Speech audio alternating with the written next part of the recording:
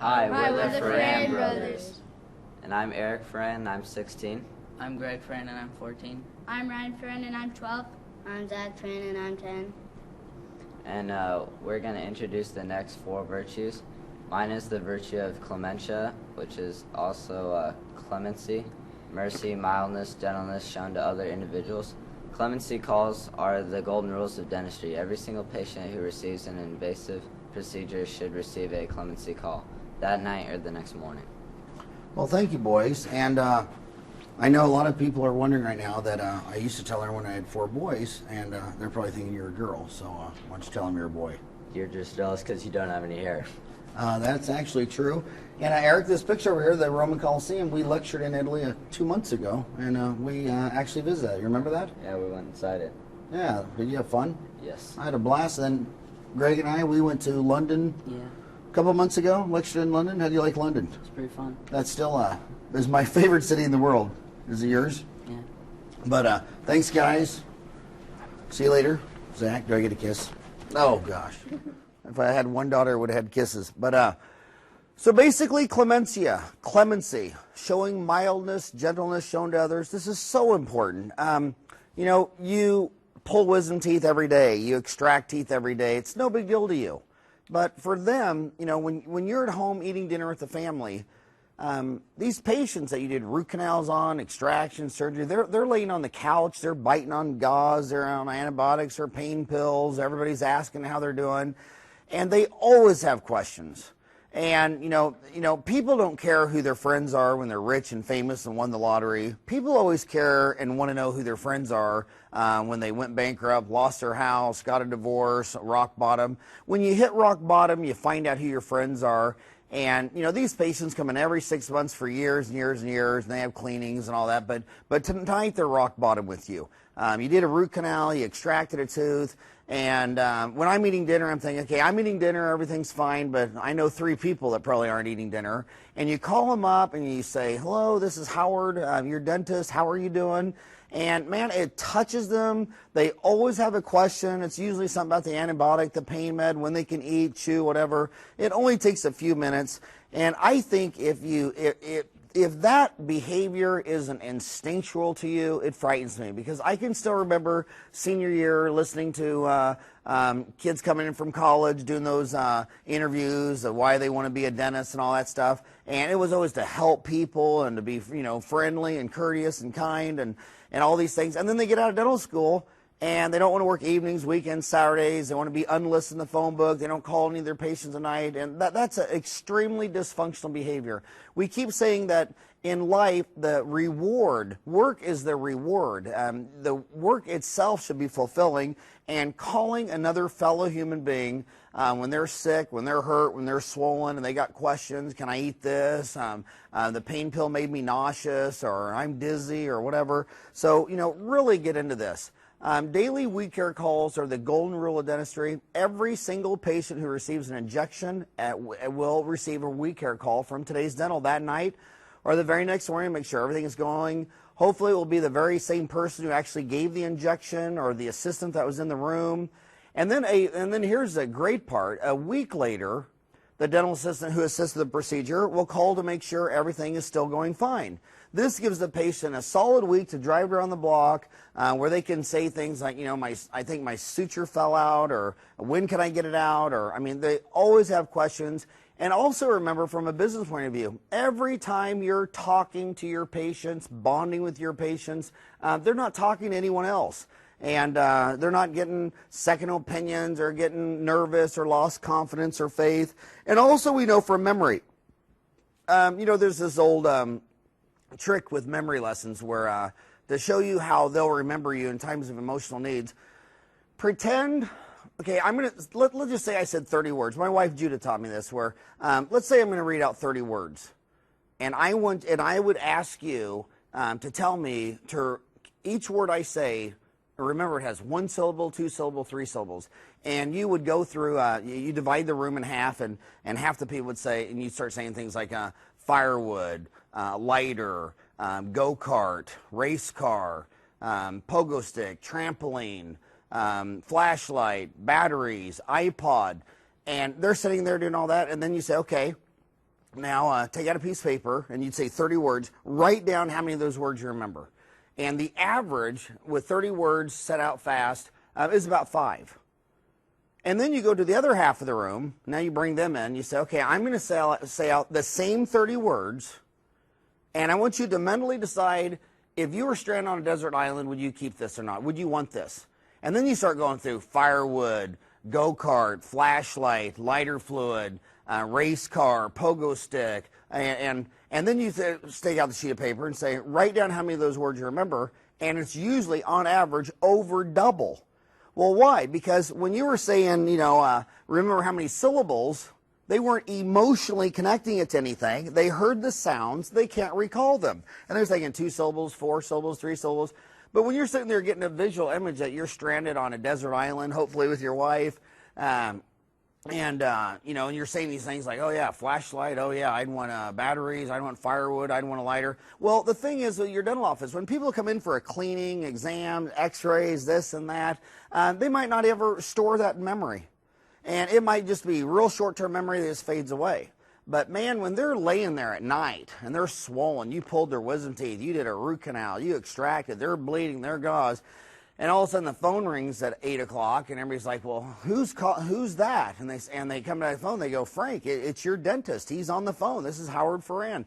And they sit there and they also, you can tell just when they answer, they make a big deal. I mean, if I call other people, they just say hello. If I say it's Mike, they say just a second, Dad, it's Mike, or Mike, it's Dad, or Howard, or whatever. But when you call them, it's your dentist, they always say, Frank, it's your dentist. I mean, it's an important thing. You're a doctor, you're their dental surgeon, you did this surgery, everybody knows this is a big event, and it just emotionally bonds with them, and I'm still stunned. 10 years later, patients will say, they'll say something like, so yeah, I can still remember when I pulled those roots. Remember, it was really tough, and it had a curved root, because remember you called me that night? I know, Doc, even you were worried about it. And I hear that all the time. And once again, work is the reward. How can you call patients and get mass adulation? Every single one of them, thank you for calling. That was so nice of you. Thank you, thank you, thank you. How can you not like mass adulation? When we do the We Care calls, we cross out the name of every single person. We'll print out the schedule or whatever. And every single patient get a call that night. We'll measure it. But then here's the more important. We'll save that sheet and put it in a binder, and a week later, we're calling them again, and we get a hold of every single one. And this is also things like crown seats. Like, how many new patients that come in, I'll say, well, who's your last dentist? They'll tell me it'd be one of my good buddies across the street, outstanding dentist, fantastic dentist, could do work on me any day of the week. And they'll say, well, I went in there for a cleaning. They said I had a cavity underneath a big filling, need a crown. So I went in there, it cost a ton of money. I paid for it, and you know what? I never could eat on that tooth. It doesn't feel right, and I got a recall card to come back in 6 months later. I'm like, yeah, right. What are they going to do, a crown the other side, then I can't eat anywhere? And I'll say, well, what did the dentist say when you told him you couldn't eat on it a week later, 2 weeks later, a month later, 6 months later? And what does every single patient say? Oh, I never told him. And it's like, so there's no system. Humans don't like confrontation. They're social animals. We keep saying, why do humans have 43 groups of muscle contractions? How come when your mom said Howard versus her eye went up, or her a smile, a frown, eyebrow cringing? I mean, human faces do so much communication. And as a social animal, you're programmed to get along. So it's not very, it's like when you're leaving a restaurant and you had some dish, and I wish they would just leave the pitcher of water on the table. I wish they just had a buzzer. I hate it when you're waiting 5 minutes for some waiter and they're gone. And what it's not service for me to have to wait 5 minutes to get some water. I mean, why can't they just come by and put a pitcher on the water? What they think is service reminds me of American Airlines, where they think you think it's service when all the flight attendants are in skirts and black hose and high heels. Where Southwest Airlines, they're in khakis and tennis shoes. And they're like, look, if this plane goes off the runway, who do you think's going to throw you out of the airplane faster? Someone in Nikes or someone in high heels? And I don't understand all these restaurants. But the bottom line is, when you're walking out and they say, how was everything? You don't say, oh, it was really great. I really enjoyed eating chips and salsa for 5 minutes with my tongue frying and my head sweating, begging for water. And sometimes my wife used to be a waitress. She'll just get up and she'll go get that pitcher of ice water. But the bottom line is, I'm not going to say anything to the maitre d'. I say, oh, great, yeah. I mean, I'm not going to stand there and tell them that and ruin his day and all that stuff. So you just leave. Well, people, when you call them on the phone, they don't have that facial confrontation. They don't have all these facial muscles telling you, go easy, be nice, stay cool, you know, and on the phone, little bitty people who are afraid to tell their doctor what they really think. Now they're 7 feet tall, they weigh 300 pounds, they're talking to the assistant and say, hey, you know, that crown, it just doesn't feel right. I can't get floss down the front of it. It packs food behind it. It shows black metal margin. I think it's the wrong shade. I'm absolutely sick. I hate it. I wish I never would have had it done. And they're like, well, wow, I'm so glad I called you. Now, I'm going to open up your schedule right now. When can you come in so we can take this thing off and make you a new one for free? Because we're going to get this right. We're going to get an A. We warranty everything we do for 5 years. So what do you want to? So when do you want to come back in? So you need systems to stop all this anarchy before it just turns into makes a mountain out of a molehill. Your computer should print out the end of day callbacks with their names, and you really, I need to see. You know, my memory at 43 is not nearly what it was at 23. But I need to, you know, the name sometimes doesn't hit me, but then when I see, you know, root canal number 3, then immediately I can see the patient's face. The other thing is, you know, when you set up your virtual private network from your home computer, if you're on like cable or a high-speed internet connection, and you're on SoftDent, you can also see the picture, so you can call it the patient. Sometimes Jennifer doesn't mean anything, then you pull up her face, oh yeah, okay, I know exactly who I did, what she said. So memory is kind of funky.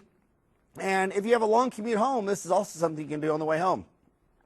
Now, what about evenings and weekends? Emergencies are serious. People don't want to call and get an answering machine. If you want to know how effective your answering machine is, some Saturday when you got a great book to read and your office is closed Saturday or Sunday, go in there on Saturday morning with a great book and no one to bother you, and get out your little highlighter and sit down and read a killer book from like 6 to 2. Just sit there and kill a 400-page book for 8 hours and listen to how many times the phone rings, and right when the answer machine picks up, they just hang up.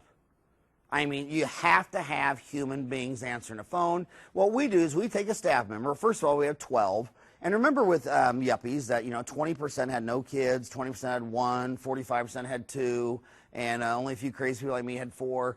But the bottom line is, you know, we got 12 staff. And I got 4 assistants, and 3 of them had no kids, 1 had 3. I have 4 hygienists. And what I have there, Corey, they've all had kids. I got 4 in the front, and 1 had no children, and the other 3 did. And one of the receptionists who had no children, I said, you know, here's a perk. Here's my perk. I chose her. She's a receptionist. She knows all the insurance, verification, all that kind of stuff. Can do financial arrangements really well. I buy her a cell phone. I pay for the cell phone. After hours, it'll forward to her cell phone. She's got a high-speed computer home. I mean, you get a computer for, you know, a great one from Dell for under $500. $1,000 one to be top of the line. Put a computer in, high-speed internet connection. I pay for that. But if I have to come in, she was an assistant for 6 years before she went up front. If it's determined I have to come in, now if it's my temporary that came off or whatever, then we go in. That's free, obviously. But if it's an emergency and they're going to pay an emergency exam, I give the person that comes in with me the emergency exam. I don't want to go down there alone for 2 reasons. Number one, you can't meet women at your office alone. They could be psycho, they could be schizophrenic. You know, I mean, can you imagine having some woman in there in your office and need a nitrous? I mean, that's just asking for trouble. But secondly, I don't know where half that stuff is. I mean, I don't do instruments. I don't run autoclaves. I literally can't do. I don't even know how to turn on the X-ray machine. I'm serious, and I'm not saying that to be funny. But I'm just, you know, the best use of my time is actually doing dentistry. So I go from room to room. It's already set up, ready to go. I, you know, will numb this one or do a root canal here or a crown seat. So I need help. Furthermore, when she's incentivized to go down there, because what's an emergency fee? $150? I mean, to staff people, going in the office for an hour and getting $150, they think that's the cat's meow. I like it because, once again, it goes that emotional bonding thing. I mean, these people have been going to a dentist for 10 years. They're unlisted. They have an emergency. They can't get in. They call me. I meet them down there. And I'm shocked 10 years later when sometimes I'll be saying to a patient, my God, Frank, you've been coming here for how long, 10, 12 years? And they'll say, well, Dr. Frank, you remember when I came here. Remember, it was Thanksgiving weekend, and I had a family reunion, I was playing basketball, fell down, broke my tooth, and you came down here on Thanksgiving and blah, blah, blah, blah, blah. And I like it. I always take a child with me or two or a kid, and I'll say, hey, kid, our office, if patient has an emergency, let's go down there and check it out. Gets the kids out of the house, lets them see something. Plus, on the way back home, you get to stop at Circle K and get something that mom wouldn't let you have, like a big Coke Icy. So think about this. Take emergency serious. Don't have that attitude, oh, some deadbeat after hours, who are these scum people? When you think they're deadbeats after hours, I want you to right now write down how many times you yourself, a deadbeat dentist, have gone to an emergency room on the evenings or weekends with fevers and children. Harry Beckworth wrote an outstanding book called Selling the Invisible, What is a Brand? And he says a brand is more than a symbol. In the public eye, a brand is a warranty. It is a promise that the service carrying that brand will live up to its name and perform. Invest in and religiously preach integrity. It is the heart of your brand. Patients do not buy how good you are at what you do. They buy how good you are at who you are. And go that extra mile. Go in the evenings. And and also, especially dentists that are off all day Friday, Saturday, Sunday, or all day Saturday, Sunday. I'm sorry, but I just don't buy in the attitude that you don't want to ruin your Sunday by going and see emergency. Well, first of all, a patient can't ruin your Sunday. The only person who can ruin your Sunday is you. The only person who can ruin your life is you. It's like when the movies start. And they always play that commercial, and it'll be some neat scene, then all of a sudden a cell phone goes off, and they always say, one phone call can ruin a movie. No, that's absolutely a lie. No psychiatrist or psychologist in the world would agree with that commercial. Only you could ruin the movie. If something happened in a movie, like someone's cell phone off, and it ruined your movie, and you threw a fit, you're pissed off, and you go to your car, and all that, well, you have serious issues. And they could be brain form, function. You could be the 1% schizophrenic, the 4% bipolar, the 5% ADD, the 27% depression, or you could just have unrealistic expectations of the whole world catering to you.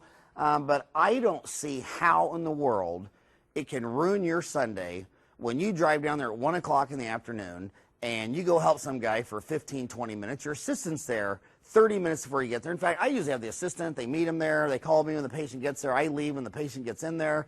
And we live in a nice neighborhood. When I don't have the, if you lived in a high-crime neighborhood, that might not work. Well, that wouldn't work if you're in a high-crime neighborhood. But my neighborhood, Ahwatukee, South Phoenix, it's very fine. And the staff loves it. They get $150. They'll sit there. They'll set everything up, have them fill out all the information, turn on the x-rays, take the x-ray. And when I get down there, I'm just literally walking in a room, patients on a bib, this or that. And once again, how does it ruin your Sunday when they just sit there with mass adulation? They just shake your hand, doctor, thank you so much. I know this is Sunday. Thank you so much. And I was like, hey, don't worry about it. It's my job. I'm a dentist. And I'm a dentist, and all dentists have a public health, connection, a public health commitment. And the physicians all have emergency rooms, and don't worry about it. This is what I love to do. And I always tell them I'd rather be doing this than playing golf anyway. And then I always get them to laugh. I said I'd certainly rather be doing this than at home doing my wife's honey-do list. And so good customers are an asset which, when well managed and served, will return a handsome lifetime income stream to the company. The company's first order of business is to retain customer loyalty through continually satisfying their needs in a superior way. Now, if you bought a bond that yielded 5%, let's say you had a $100 bond, let's say you had a dollar bond, a dollar will give you a nickel a year for eternity. I mean, you die, it's still in the bank. Every year, this dollar makes another nickel. Well, patients are like that too. I mean, you go in there with an emergency patient, and they're blown away, and they're just like, wow, what a guy. And they bring in their wife and their children every 6 months for 10, 20, 30, 40 years. These emergency patients are like long-term government bonds.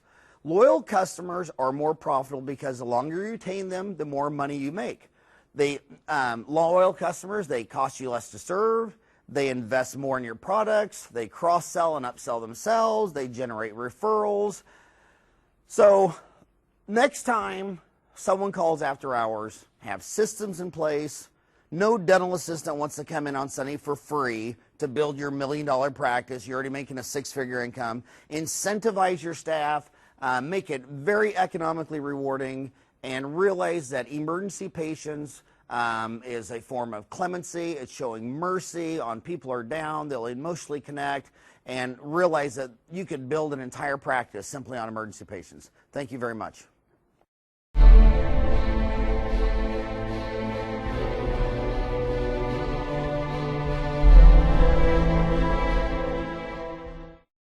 The virtue libertas, again, such an important virtue. It's absolutely imperative that you use this virtue to give your community the freedom to afford the good oral health care that you provide, and you've really got to design lower cost into your dental office treatments, and in your entire dental office systems have got to be designed for lower cost. Thank you, Judith. Welcome. I look forward to the day when you lower your cost. So back to libertas, freedom. Regarding fees, before anyone does a fee increase, they should ask themselves, is our business growing or contracting? If we're growing, booked out solid for 6 weeks, we can step our foot on the brake by raising our fees. Many people look at the fees and go somewhere else for less money, while others will gladly pay more to get a ticket. Before anyone raises any of their fees, the first item they should want to know is which people in the office are doing financial arrangements with patients. Who would have the first-hand real data about the level of acceptance or rejection of our fees? And remember, put yourself in my shoes for a minute. Shave your head, gain some weight. Put yourself in my shoes. When I'm talking to a profession of dentist, we sell these tapes in 38 countries. We're as likely to sell per number of tapes per thousand, no differently than the United States versus Canada versus Australia versus New Zealand versus England versus Singapore, Hong Kong. I have to give macroeconomic principles, but I have to give them in a way so I can explain to you where you are relative to what I'm saying. For instance, raising your fees is the correct answer when you're booked out 6-8 weeks in advance, because you're not giving people the opportunity to give you more money to get in today. But if you have half your chairs are open and you're not booked out 6 weeks in advance, and you can get me in today at 10 and 2 and tomorrow afternoon's all open, your fees are too high. So you have to take this advice. Don't walk away from my tape and say, well, he's telling everybody to lower their fees. That's not what I'm saying. But I am talking to a group of people where some need to raise them, some need to lower them, some are just fine to where they are. Does that remind you of the Three Bears by any chance? What percent of financial arrangements get vetoed down because of price? Do you track this? Can you track this? Remember, management is a weird word that maybe should just be replaced with measurements. If you measure it, you can manage it. You don't measure it, you'll never manage it. I think dentists are relatively brilliant people. Phoenix is a big town. There's a lot of estate sales. I love estate sales of dying old dentists. You'll go into their house and realize that most of them have 300, 400, 500 books an inch thick. They're very, very literate people. They make great decisions given the data at hand. The reason they don't make great business decisions is because they never have systems that give them the data so they can easily analyze it and make a decision. Do you get a lot of price resentment from patients? Does your staff feel like they can even tell you that? Is your staff afraid of you? I cannot tell you how many staff ask me to tell their doctors at seminars all day long. You go to seminars, 1/3 of the dentists, really smart, bring their whole team. The other 2/3 try to save money, leave their staff at home, come alone, and then they try to take an 8-hour seminar back to their staff and give it to them in 5 minutes, and they wonder why nothing's ever implemented. So you know that third of the office that brings their staff, they're always doing far larger numbers than the ones that leave their staff at home, because I know, because I ask them, I talk to them, they tell you. But even the staff that are super successful offices, I mean, I still think 80-20, I still think 80% of dental office staff in America and Canada and the whole rest of the world, they do not feel they live in an environment where they can freely go communicate their thoughts and feelings to dentists. By the way, this is the best in America and Canada. By the time you get to the more what I call Europe, I'll always call Europe the old country because it is. I mean, that was, York was in England and New York's in the United States. Hampshires and England and New Hampshires in the United States. But the bottom line is when you get back to formal Europe, the old world, especially a place like Italy, Poland, a staff member couldn't even fathom talking to the doctor. It's like the doctor's like a god. It's to be revered. And it's completely formal. Their wives call him doctor in bed. It's very, very bizarre. But ask your staff on the front line of telling fees, do patients complain your prices are too high? Do a lot of people call the front desk shopping for fees? If you live in an affluent area of Beverly Hills where no one ever calls and asks you how much a crown is, it probably doesn't matter. I have to admit, I go grocery shopping once a week. I just decide whether I want this or not. I don't ever look at a fee. I can even tell you what a gallon of milk is, and I buy 6 of them a week. But the bottom line is, if you're in a demographic area where people are calling a lot about fees, then that area is very fee sensitive. And if you're not booked out 6 weeks in advance and you got openings tomorrow, you lowering your fees relative to other people is going to have a huge economic return. If you're in an area where no one's calling about your fees, then they're not shopping on price. So you have to know your local demographics. How often do patients call asking about your fees? Is it once a day, once a week? And what fees are you considering to increase? Are people calling how much a cleaning is? Is it an x-ray, or is it a crown, or is it a root canal? Is it in-office bleaching? Some procedures, like take in-office bleaching, when that came out, I'll never forget, a laser company introduced it, and they said, they came by my office and said, they give you a free laser. I said, well, that's kind of weird because there's no such thing as free. Oh, no, we'll give you a free laser. I said, well, there's no such thing as free. That's got to be a lie. Why would you give me a free laser? Because you love me? You want to marry me? Why would you give me a free laser? And they said, oh, because then when you do laser bleaching for $500, you'll give me half. And I thought, boy, that's awfully free. And $250 of bleaching. And I was able to go with Denmat's Rembrandt bleaching system, where the laser light bleaching could also be dual used to cure 5 millimeters of lightly shaded composite in 3 seconds, but also use the whitening light. And so it massively lowered my fees. There are also national fee reports which you can purchase to go over this in great detail. Shine can do this for you. Henry Shine's got fee schedule data software where they can enter all your fees and tell you how much everything costs. So let's look at corporation fees. Southwest Airlines, Walmart, and Home Depot have the most revenue in their categories because they have the lowest prices. The only secret to lower fees is lower cost. A PPO is nothing more than a volume discount for a group of people who have negotiated and paid for a better deal. So what if all our fees in your office were at the PPO price? How high would your sales go up? You're accepting a PPO for these fees, but it's only like 10% of your office. What would happen to your dental office if all your fees were that cost? And what if they're just price shopping on in-office bleaching? You should use your God-given talent to figure out how to drive down fees in just in-office bleaching to capture that segment of the market. What are they calling about? Basically, Southwest, Walmart, and Home Depot gave everyone the PPO price without anyone having to join a plan. This is why you should resist raising your fees if you're not booked out solid. What did Southwest Airlines, Walmart, and Home Depot actually do to lower their costs so they could lower their fees? How did Southwest Airlines lower their cost? Well, first of all, the number one thing Southwest Airlines did to lower their cost, which probably lowered their price a quarter, 25%, was everyone in the industry had this herd mentality that they would all fly the hub and spoke system. So everybody get in planes, fly to Atlanta or Chicago or Dallas or Newark. Everybody change planes and go back. Herb Kelleher, a lawyer, never flown a plane, drinking wild turkey on ice, smoking cigarettes. So, well, that's just crazy. We're just going to fly point to point. No hub and spoke. Got rid of all that commotion and cost in the middle and just flies point to point. And so we're sitting there, and they go to what everyone else is going to the big expensive airports. Here, Southwest Airlines going to the little low-cost, cheap airport. Like, they're not going to go into LAX. They'll go into Orange County, something small, something cheap, and they'll just fly point to point. If a bunch of people in LA want to fly to Phoenix, they're just going to fly LA to Phoenix. They're not going to fly everybody to Salt Lake City, change planes, and go back. That's just crazy and crazy. They keep their planes up in the air more than other people. They fly their planes literally about 12 hours a day, where the average airline keeps their planes in the air about 8 hours a day. They got rid of all their travel agent 10% commissions. Hey, you want to fly Southwest? You're going to have to call them on the telephone or online, but you got to go direct.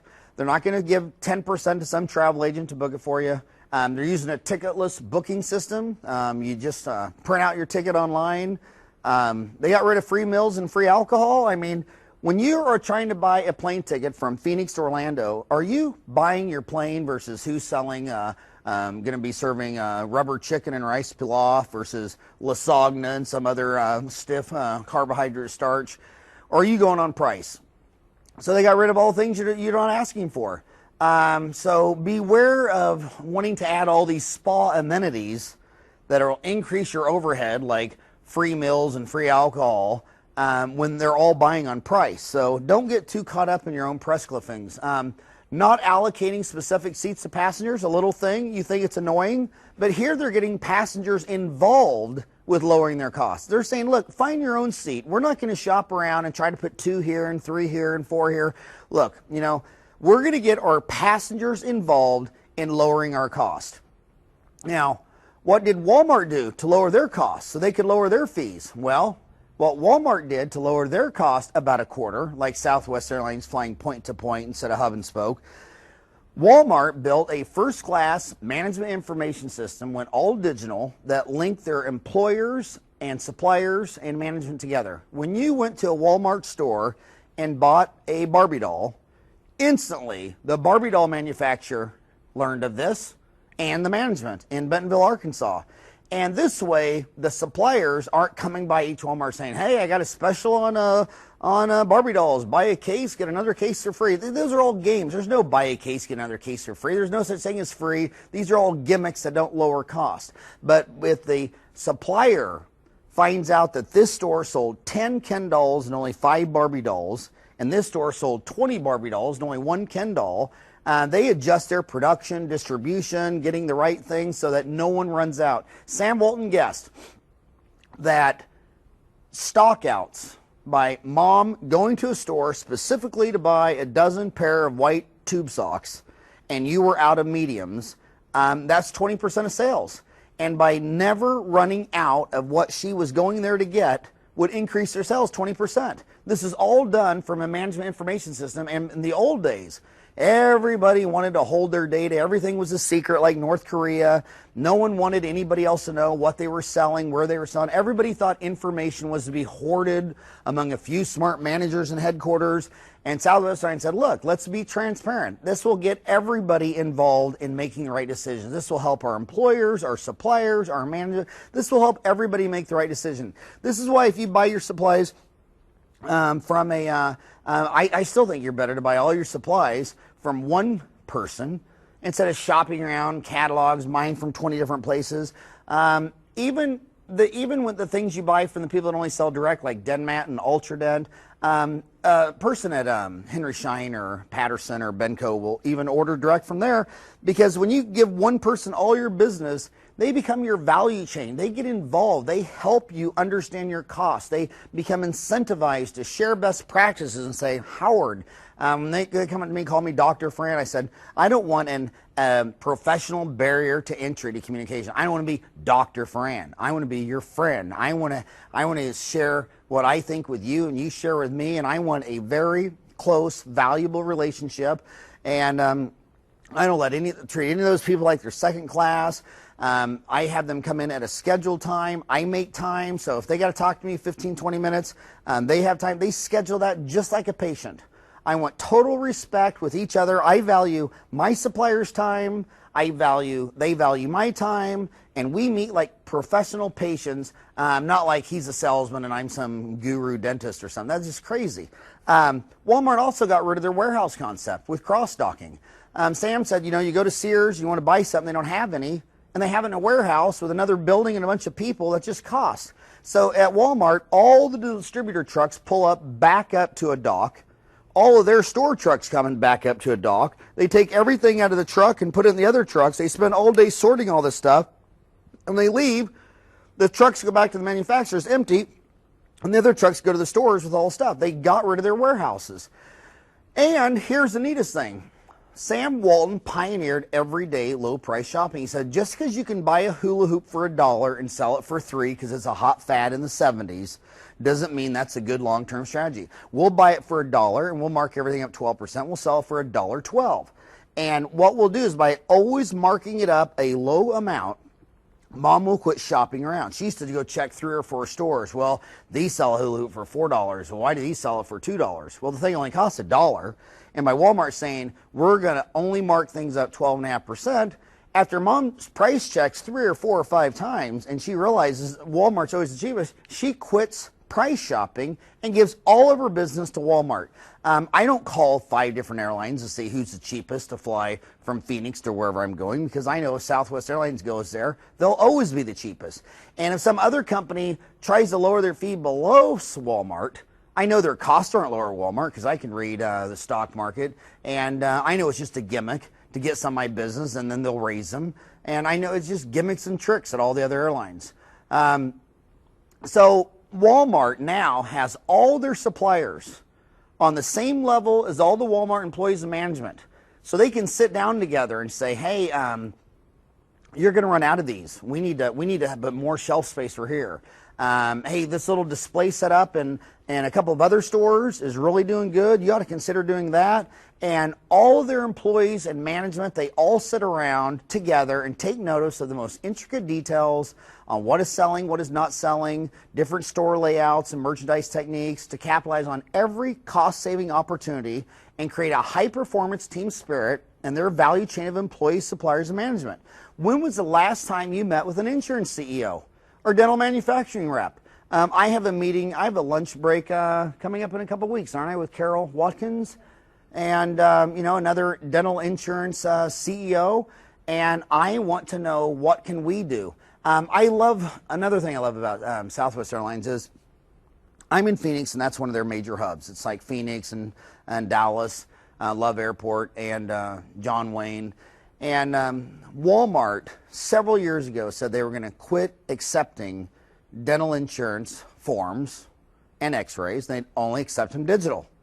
And a lot of the dentists around the neighborhood said, oh, be that way. I'll quit using you. And I said, this is right. Why should I fill out a paper form, mail it through the post office monopoly, and then they have to read that form and enter all the information, whereas if we typed it in a computer and email it to you to automatically go into your system, and that would be great.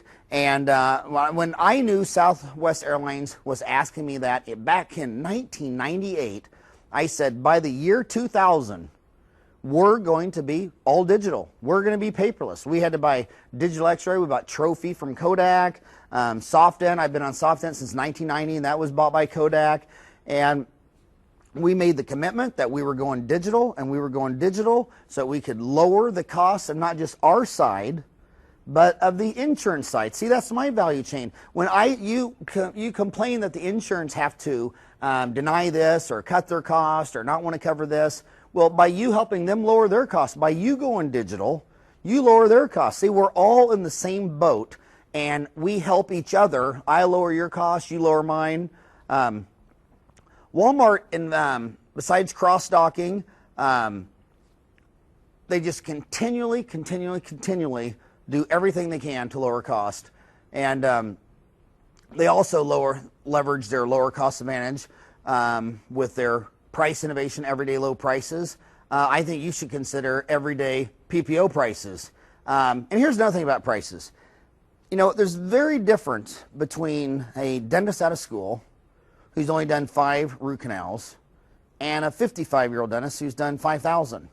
And what blows my mind is how some of these young dentists will come out of school and they'll call the doctor across the street and say, what do you charge for a crown? He'll say $800. And he'll say, that's what I charge. And I'm like, well, wait a minute. How is your crown? You graduated from dental school 30 minutes ago, and this guy's been doing it for 40 years. Do you really think your crown is an $800 crown? And that good doc across the street's booked up 6 weeks in advance, and you're just opening up a practice. Do you really think you should be charging, for a BMW when you're really selling a used car? And so think about that. Home Depot's Bernie Marcus and Arthur Blank, their success strategy was to simply adopt what Walmart was doing it and bring it to the home improvement center. So what has your office done to lower costs so that you can lower your fees? After 20 years of dentistry running our Today's Dental, earning an MBA and MAGD. I believe the main secret to building a successful dental practice with strong earnings growth is to lower your staff turnover so you can lower your cost, thus prices. You remember when you'll be watching a basketball game and some basketball player will be looking right and he'll throw the ball behind his back. Some guy will catch it clear over here and dunk the ball. And the commentator's like, oh my God, I can't believe it. He has eyes in the back of his head. Well, he doesn't have eyes in the back of his head. I mean, I'm not an ophthalmologist or anything, but I'm pretty sure the eyes are on the front of the head. And but the thing is, these two gentlemen have been running this play so many times. They don't need to look at their eyes. It's all timing. They all know what everyone's going to be doing. And the best quarterbacks in the world, they could convince their linemen, just do everything you can to hang on for 5 seconds, and at 5 seconds just let go because I'm going to fall out of the pocket. And their linemen will give 100% because they know they're just going to count to 1001, 1002, 1003, 1004, 1005, and then just collapse. And so you're the doctor, and by lowering your staff turn, like Jan. I've been married to my wife 19 years, and Jan 17 or 18. And sometimes we'll be doing a root canal, and she'll hand me something, and I don't even want it, and I'll give it back. And she'll take it and tap my hand and give it back to me, and then I'll look at it, oh, that's right, I forgot I need to do this. And we've been doing it so long, and I haven't asked for anything in 10 years. And half the things, not half things, but 20% of the things I get, I don't even know I need them until Jan hands them to me. And my gosh, and Jan and I, when we do a root canal, billet, and crown, routinely molars in less than 60 minutes, and people just say it's just impossible. And we've been playing so long and so hard together for so long. It's just unbelievable how much our productivity raises. But it's long-term staff that's been there. It's long-term staff that come up to you to lower your costs, saying, why are we paying $200 a month to a landscape guy when our yard is the size of a Suburban? Why don't we just tear out the grass and put rock in there and be done with it? And you think, well, it's only $200 a month. But what's 200 times 12 months? That's $2,400. What is it times 10 years? That's $24,000. What is it over 40 years? That's $100,000 for a simple decision to get rid of a lawn that's 10 feet by 5 feet. And so the bottom line is, when was the last time your staff sat around and said, what can we do to lower our cost? When you make your temporary before you take your final impression. Now you don't have reduction coatings. How long does it take you when you get back a crown with a reduction coating? You say, oh, now we got to numb it up because we got to drill off a millimeter tooth. Well, now a 15-minute crown seat is turning into a half an hour. You've doubled the cost of your crown seat because you simply made a decision to take a permanent impression before you make your temporary. All these cost things are so simple, and with long-term staff, you'll figure that out. Patients prefer dental offices which love to work hard at lowering their cost. Build the best dental team with great staff who find you want staff who find the number one benefit from work is the job itself. You don't want people to all come in and say, I basically hate what I do, but I do it for money. Why are 80 to 90% of prostitutes drugs? Because they do things they don't want to do for money. You need to find staff who, first, the number one enjoyment is from the work itself. And money is third, fourth, fifth, sixth. But if people come in and say, well, I hate the job, but it's really good money. If you continue to do things you don't like to do for money, it will always end in disease, dysfunction, dysfunctional coping mechanisms, drugs, escape, all kinds of dysfunctional behavior. You have to enjoy the work. Work your value chain harder than a family reunion. When you go to a family reunion, there's people in your family you just absolutely don't like or don't care to. To me, it's always the most painful to go explain to the 98-year-old grandma who you are again and what your name is and how you're related and because you're just saying, like, what is the point of this? And will she remember 5 minutes later? You've all got an uncle who's an idiot. You got an uncle that drinks too much. But you go to these family reunions and you put on a happy face. That's how you need to work your value chain. Sure, you deal with people in your value chain that aren't necessarily people that you'd like to invite over on the weekends, but they're your value chain. Work them like a family reunion. That's the way I look at the country, too. It's like, I didn't think my mom and dad were perfect. I don't think the United States is perfect, but they are your family, they are your country, they are your value chain. Work hard to drive down your costs so that you can have lower fees, participate with Delta Dental, indemnity insurance, any PPOs you can make a profit on.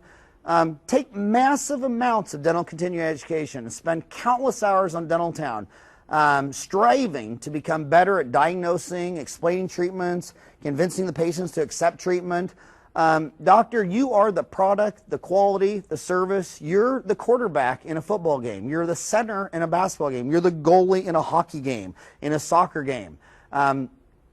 Check out Online CE at Dental Town. I mean, just if you watch an online CE module in an hour, and by the way, so can your assistant, so can everybody. If you pick up one pearl that took 2 minutes off of a crown, and you did 4 crowns a day, 5 a week. I mean, think about that over hours and hours and hours, and measure your procedures on your scheduling. How come a crown took an hour and a half 10 years ago and an hour and a half today? That means you had 0 gains in productivity in a country that has had 1.5% to 3.5% gains for half a thousand years. Learn to produce large quantities and varieties of dentistry in a short amount of time, such as endo, perio, pedo, prost, oral surgery, implants, extractions, removable. And some of this stuff, I mean, like ortho, glue and rubber bands. You'll be paying a hygienist $35 an hour who's doing about $100 an hour average on production, figuring in no-shows, cancellations, route planning versus recalls. So they're doing about $100 an hour average nationally for $35 an hour pay. And ortho, divided out over its 18 appointments, is about $200 an hour, paid for by assistants making $20 to $25 an hour. So the hygienists are doing $100 an hour at $35, and the orthodontic assistants are doing $200 at $20 or $25. I mean, think about the difference there. And like I say, if you can't do ortho, it's glue, it's rubber bands, why don't you take an ortho class? Brock Rondeau, Richard Litt, Jack Sheridan, there's so many of them. We at Today's Dental in Phoenix, we take United Concordia, General Cigna Connecticut, Delta Dental, Fortis, MetLife. We currently do not accept Medicare, Medicaid, Aetna, Prudential, Blue Cross and Blue Shield, or across. Now, I find it a badge of honor that I can lower my costs and take MetLife, United Concordia, General Cigna Connecticut, Delta Dental. So many speakers out there on practice plans, they don't have dental offices. Everything they say is just words. There's no prototype to anything they say. They talk about 4-hour new patient exams, palpating people till they call the police, asking a 20-page health history. And you say, well, where's your office does that? And they go, they don't have one. There's no prototype. And they try to make you feel bad to take a PPO. Yet here's what I hear from mom. She comes in and says, oh, my husband, he's a roofer. He worked for this great company 5 years, no dental benefits. I made him quit his job and get on with this other company because they were bigger, more national, and they had benefits. He was so sad and he quit. He loved his boss. Now he's working at a company and he's a new guy now and he lost all seniority, but he got this dental benefit. But when he signed up for it, it didn't kick in for a year, and by God, it finally kicked in. I took it to my dentist I've been going to for 20 years, and he says, we don't accept it. And so now we're here for you. And I said, well, what do you think of your last dentist? Oh, I loved him. Great guy. Go to church with him. His kids in my school. Both of our kids are on the wrestling team or this or that. And yeah, we were sad to leave. And that's the power of price. And don't discount that. Don't think people are rational. People aren't rational, make rational decisions. Approximately almost half of all spending in America cannot even pass a 30-day stopgap measure. 1/2 of our $11 trillion economy, at the point of purchase, they say, hey, stop. You cannot buy this TV, radio, car, or whatever. You have to wait 30 days and come back. 30 days later, half of all the $11 trillion in sales cools off and they don't come back. Humans are extremely emotional. They get all caught up in the moment. They have a feeling. They go act on it, and they make decisions, and half of them are financial disasters. You know, a patient hasn't been to the dentist for 5 years. They call you up all hot and heavy breathing. I want to get my teeth clean. I really do. When do you want to come in? Can I come in today? You say, oh, no, I can't. You can't come in for 2 weeks. 2 weeks later, they don't show up, and you say, that deadbeat patient just made the appointment 2 weeks ago. Didn't even make his appointment. What a loser. Well, he actually didn't ask for an appointment today. He asked for an appointment 2 weeks ago. You didn't give him what he wanted. You made him cool off for 2 weeks. Now you're all shocked he didn't come in. See, we adjust our fees up and down so that you can get in today. We call ourselves Today's Dental. If I can't get you in for 2 weeks, I raise the fees. Now, from 87 to 2000, we continually raised our fees as the line grew out the door. When the market crashed, and we lived in Phoenix where Intel, Motorola, Allied Signal, Cygnus, where the city laid off 10,000 engineers in about a quarter, we lowered our fees as we started to lose supply. We lowered our fees and stayed busy. And so this advice I'm telling you is different from one office to another. And within a single office, it's different depending on your economy, what's going on at local time. I'm trying to get my fees low enough for Medicare, Medicaid, Aetna, Blue Cross, and Access.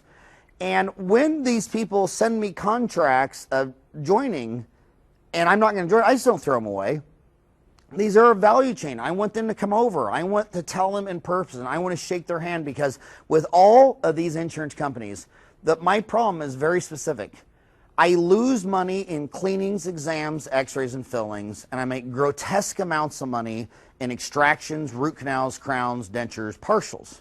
And I keep telling them they overpay me on pulling 4 wisdom teeth, a root canal, a crown, a denture, a partial. I don't need $1,000 an hour to pull 4 wisdom teeth.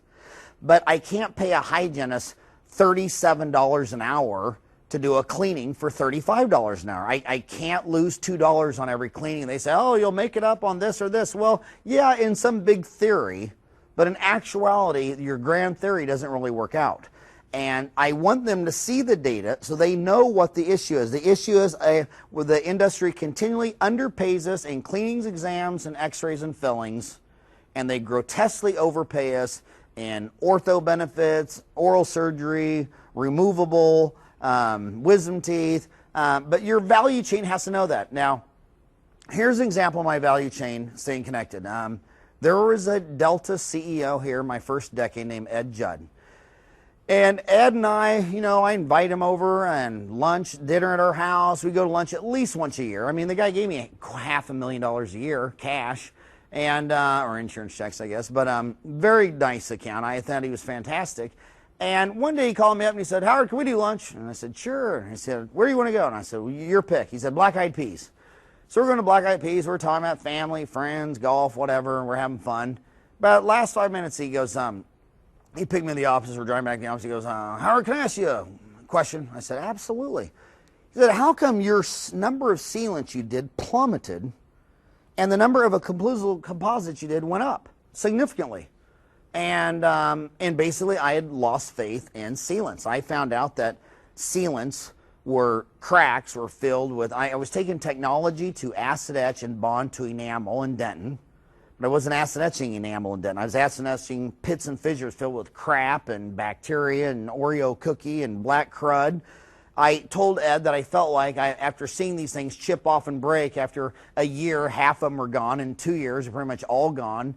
And if you don't understand that, you're not wearing loops. I even asked this to Gordon and Relic Christian, where Relic Christian says 100% of sealants have lost their seal at a year. 100%, all of them. I mean, you put this little thin plastic and they're chewing on it, and down in the pit and fissure, you're taking technology to bond to enamel and dentin, you're bonding to crud, organic plug crud. I said it was just like, Ed, I said it was like you're falling off an Empire State Building, but before you fall off, you grab a pigeon around the neck. You bonded to the pigeon, but you're going to fall off and die. I said, so I found that if I cleaned out those pit and fissures with air abrasion or diamond burr or whatever, and cleaned it all out, that if I cleaned it out, I was always a dentin. And then I was taking technology for enamel and dentin, and I was actually on enamel and dentin. And that when I did it that way, 5 years later, they were pretty much 98, 99% were still in there. And so he said, yeah. And I said, well, come here, Ed. And I said, we'll get back to the house. So I took him in the room. And I took him in room 1, still had a couple minutes left for lunch, and I took out the intro camera, and I found 2 bicuspids in a row with just black pits and fissures in there. And so I said, Ed, no anesthetic, no nothing. I want you to hold this mirror and watch. And I took air abrasion, and I cleaned out the pits and fissures, and I got really lucky. Number 4 turned out to be a big hole the size of a BB. Both of them were way past the white enamel into the obvious yellow-brown dentin. Got them all cleaned out. And then I sit there and acid etch and bonding agent and primer bonding and put in some composite. and cured him. And he just said, wow, got up, took out his napkin and said, wow, Howard, that's neater than heck. And he said, oh, thanks for explaining that. And he got up and left. See, someone had to educate this person. But you know what? I go to dental conventions. I've spoken 500 times, every major meeting, ADA, whoever.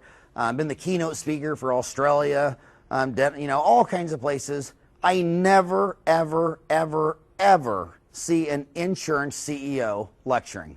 It's like dentists look in the mirror all day. You know, the United States has their national anthem, and the dentist national anthem, they get up every morning, they hold up a mirror, and they look in the mirror, and they go, me, me, me, self, self, self, me, self, self, me, self, self, self, me, the whole world's about me.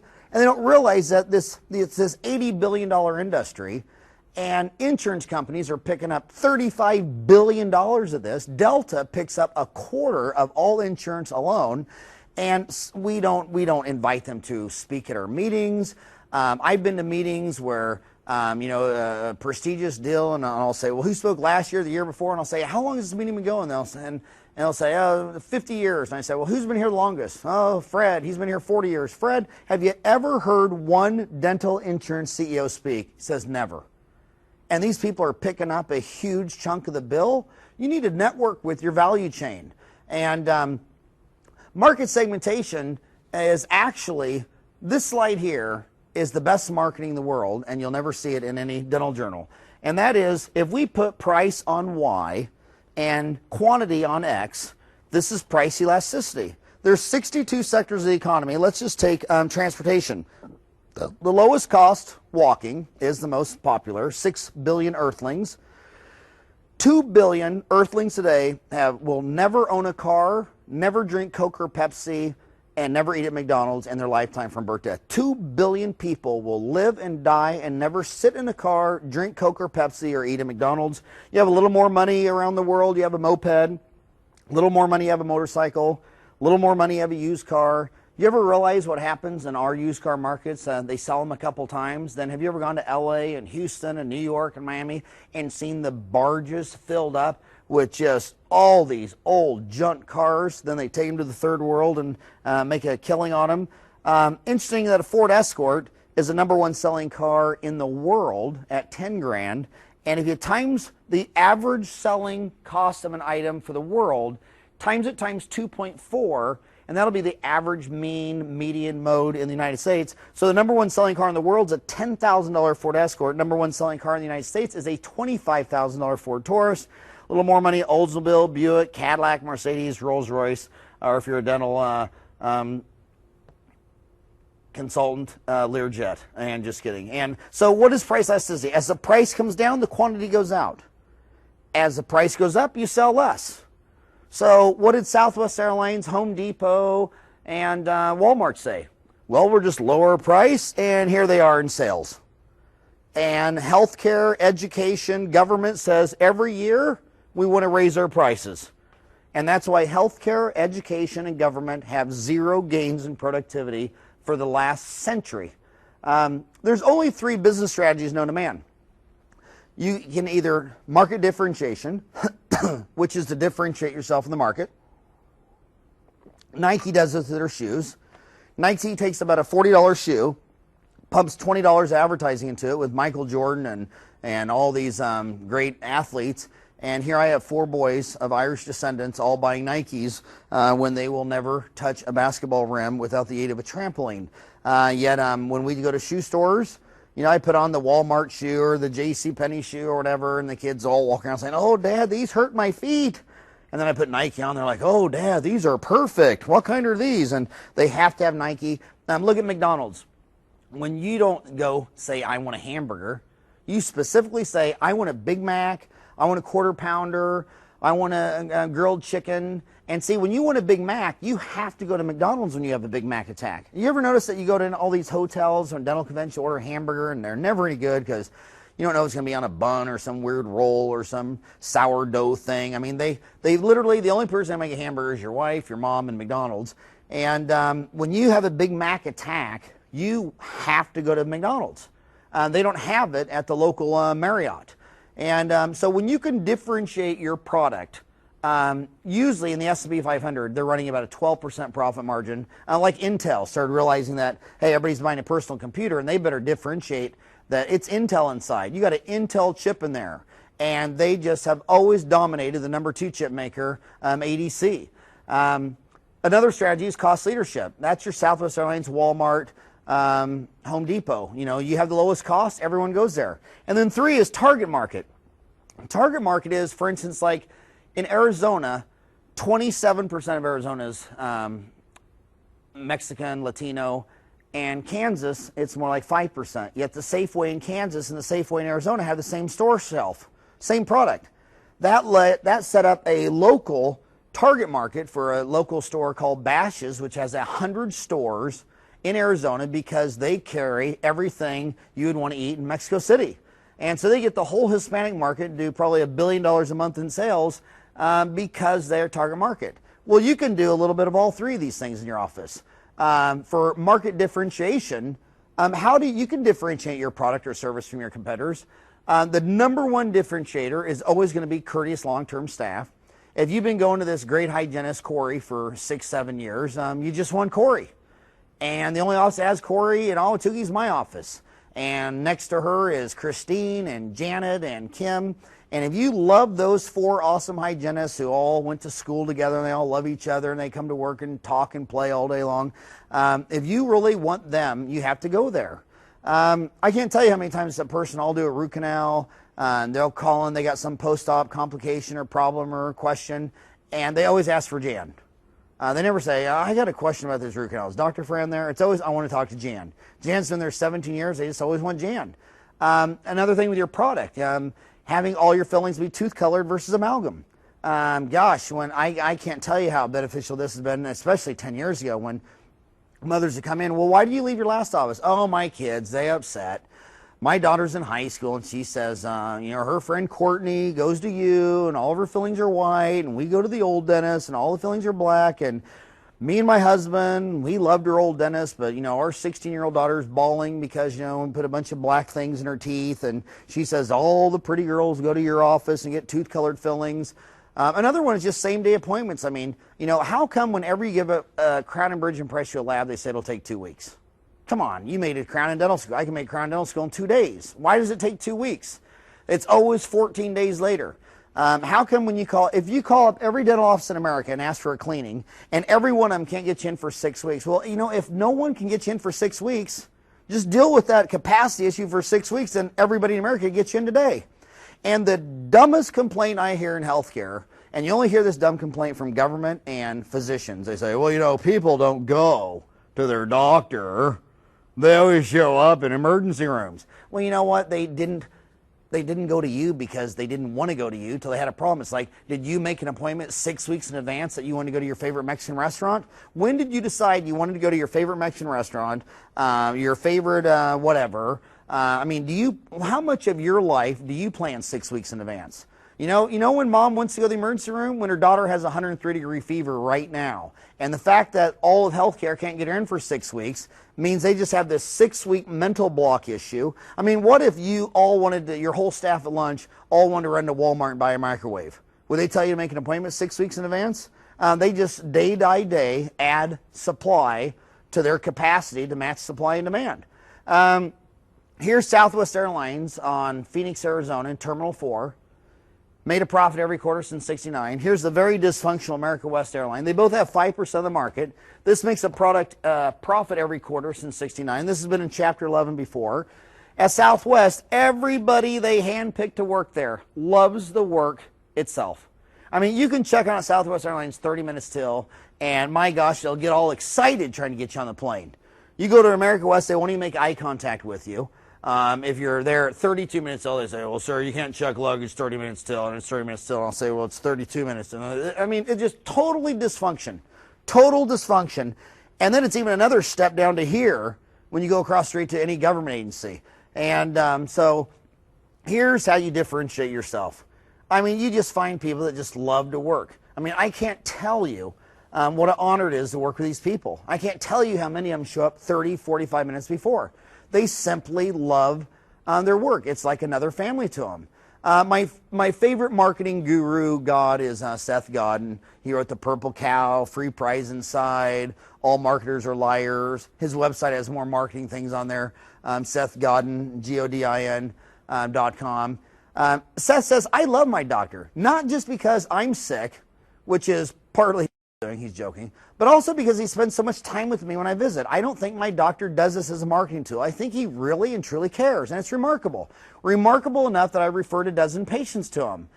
Seth goes on to say that, that whenever he has blood work done, when the doctor gets results back, the first thing the doctor does is call Seth and goes over it.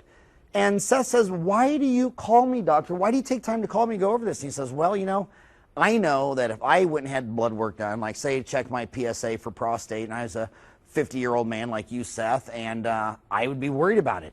So as soon as I got the results, I would want someone to call me. So man, I figured you want to know what's going on with your prostate. I mean, prostate, what do they measure? 0 to 4. And by the time it gets to 4, you're going to lose something, and it's probably going to be your prostate.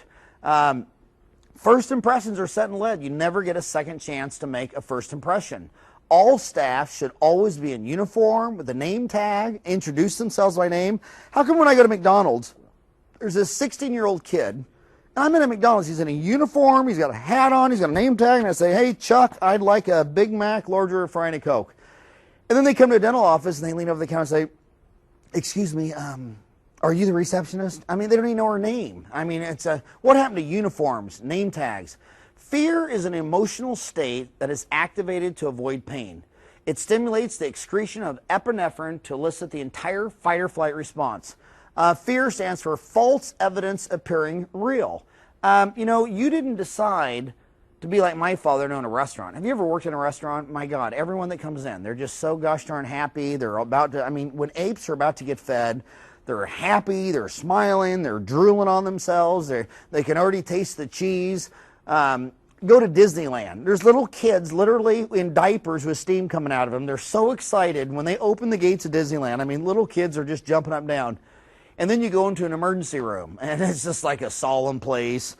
You go into a dental office, and they're like, oh, they're sick, they're in pain, and you tell them how much it costs. No one got a credit card thinking they were going to max it out for a root canal, build up and crown. People got a credit card because they thought they were going to do something fun and sexy and go out to eat and go to the mall and go to Disneyland or go something fun, not to get a removable partial denture.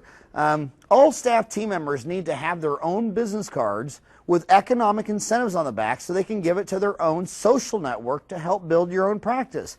It's so easy to give your assistant, 17 years Jan, your business cards, where on the back says, present this to our office and get tooth whitening regularly $195 for 50% off, or bring this in and get $50 off something major, or $25 off something minor, or something. Give them some incentive.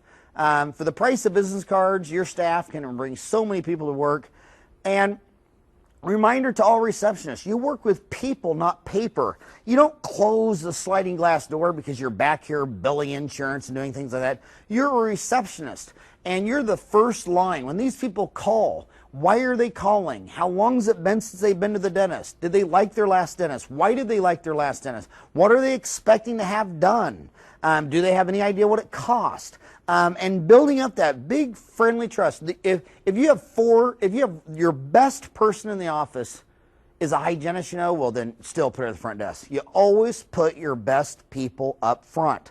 I don't care if the doctor has one eye and is a cyclops. If the front office is unbelievable, they'll say, by the way, when you meet the doctor, don't stare. He's only got one eye and he's kind of retarded, but man, he is so good. If you can just get past that one eye and that funny odor, you're going to be fine, because I swear the root canal is going to be awesome. It's not going to hurt. It's going to be wonderful. Your staff is everything, and they cannot be on the front line selling from their heart with passion if they are living in an environment of fear and can't tell you what they really think what's going on. You don't need $30,000 consultants to come in with some Betty Crocker cookbook recipe that they tell everybody the same line, and you could go listen to their lecture. You know what they're going to say before they even walk in there, so why do they even have to walk in there and pay all that money? Your staff is your consultants. Your staff will tell you what's going on, and your patients will tell your staff what's going on right with you and what's going on wrong with the whole office. The top traits to look for in hiring team members is, number one, they love to work. They love to work in dentistry. They love doing the front office. They love hygiene. I love hygiene. I love assisting, and they tell you all this stuff. And so many of them, they just hate it. They're burned out. They're fried, but it's the only thing. And so how many hygienists say, well, come on, face it. The only thing I can do for $36 an hour is hygiene. I've been scraping teeth for 20 years. I hate it. They'll tell you. And joke with them, say, how long have you been doing this? 20 years? Oh, God, I bet you're burned out and fried. So how do you keep it interesting after 20 years? Because, come on, you can't do the same thing every hour for 20 years and love it. And they'll just absolutely admit it. They'll say, I know, well, I just try to think of something else. And you always know with hygienists, because you walk by the room, when they're burned out and fried, they're watching CNN and they're talking about CNN. And you go in there for an hour, they never even mention dentistry. And then you come in and do an exam and you say, well, did you say anything about this broken tooth? Oh, not really. I thought you'd look at it. Or did you say anything about anything? Oh, yeah, we've been talking about, the great hurricane or the great earthquake or the great war. And you're just like, my God, they hate dentistry. If you really love dentistry and you know that 99.9% of all hygienists and dentists do not wear dentures at 65, yet a third of their patients do. I love it when people get in there and say, now, come on, now remember, there's only two animals that get cavities, right? Humans and Winnie the Pooh, right? Because brown bears eat honey and humans eat sugar. Bambi and Thumper never brush, never floss, never had a cavity because they don't eat sugar.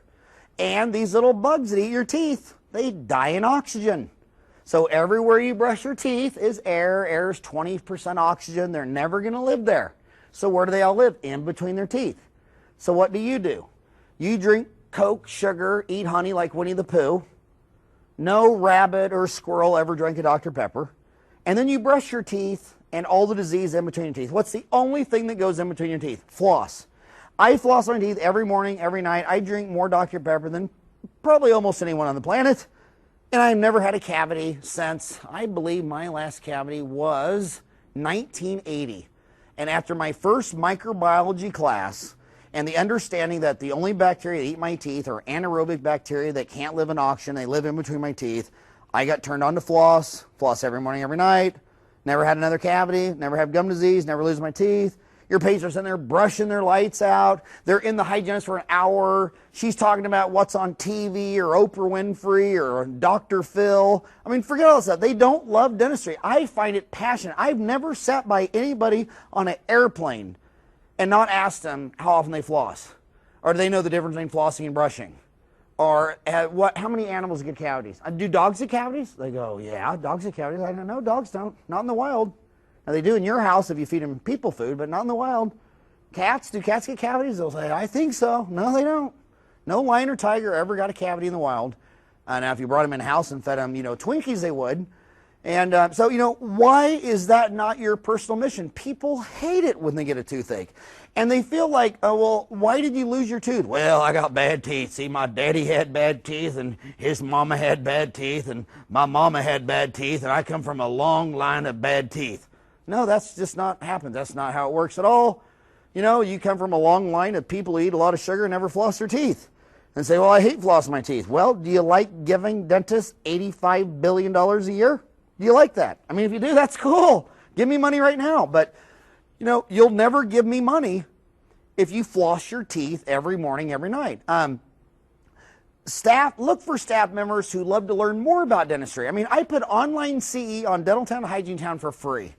And I can't tell you, it's so unbelievable to all the hygienists I know, especially in our neighborhood, to see the very few that got turned on and said, oh yeah, I went there and took that CE. That was so cool. I learned about this and that. Well, when did you do it? Well, my daughter went to bed at 8:30, and then I went and microwaved some popcorn and made me a Dr. Pepper and sat in there and watched that deal about Arrestin or whatever. I just loved it. See, they're into their job. The work is the reward, not the pay. The work is the reward. Look for people that like people. Look for staff members who actually like people. My mom told me when I was 10 years old that if she taped my mouth shut, I'd fart to death. She said, Howie, you could talk to a tree. And I feel as comfortable talking to homeless people, strangers on a park bench, strangers next to me in an airplane. I would feel no different talking to the Queen, President of the United States, or a guy on a park bench. If dentistry is just a job, if they're really too busy to take continuing education courses, if they pay lip service to people but can't name a single community involvement, then stop. This relationship stops now. I mean, look for people who did volunteer dentistry, did work St. Vincent de Paul, wants to go to Mexico. Quality, what is quality? It's a brand name capital. We'll talk about more of that later, but focus on quality, lowering your costs, and building a team of people who really find dentistry to be the reward itself. Thank you.